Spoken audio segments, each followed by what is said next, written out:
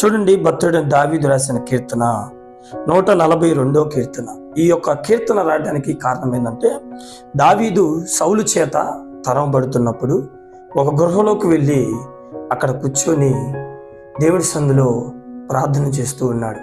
అక్కడ మోకరించి దేవుడికి మొరపెడుతూ ఉన్నాడు. ఏమని అంటే, ఇదిగో చూడండి, మొదటి వచనం, నేను వెలిగెత్తి యెహోవాకు మొరలిడుచున్నాను, వెలిగెత్తి యెహోవాను బతిమాలు కొనుచున్నాను, బహు వినయముగా ఆయన సన్నిధిని నేను మొరపెడుచున్నాను, నాకు కలిగిన బాధ ఆయన సన్నిధిని చెప్పుకొనుచున్నాను. నిజమేనండి, భక్తుడైన దావీదు వెలిగెత్తి దేవుడి సందులో మొరలిడుచున్నాడంట.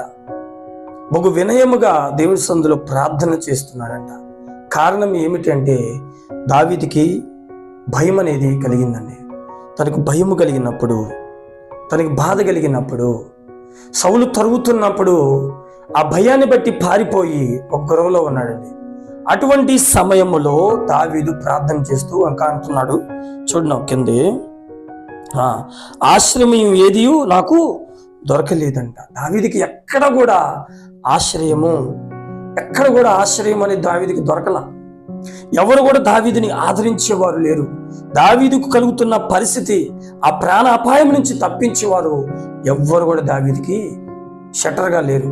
అయితే దేవుడే నా బలము, దేవుడే నాకు సహాయము, దేవుడే నాకు సహాయం చేయగలుగుతాడు అని దావీదు దేవుని ఆశ్రయించి, దేవుని యొక్క శరణుజొచ్చి ఇలా ప్రార్థన చేసి, నేను వెలిగెత్తి యెహోవాకు మొరలిడుచున్నాను దేవుడికి చెప్పుకుంటున్నాడండి.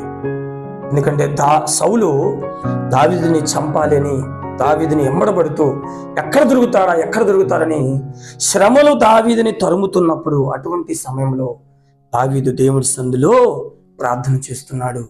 మనము కూడా మన జీవితంలో మనకు కూడా అనేక రకాలమైన శ్రమలు మనం తరుముతూ ఉంటాయి, అనేక పరిస్థితులు మనం తరుముతూ ఉంటాయి.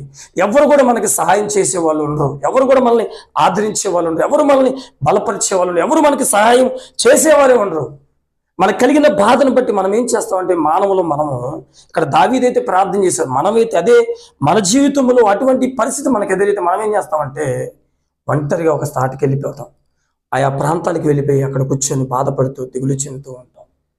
కలిగిన బాధను బట్టి, ఈరోజు ఏ బాధను బట్టి నువ్వు కుంగిపోతున్నావో, బాధపడుతున్నావో, దిగులు చెందుతున్నావో, ఆ బాధను బట్టి దావీదు వలె దేవుని సందులు వెలిగెత్తి ఆయనకి ప్రార్థించి బహు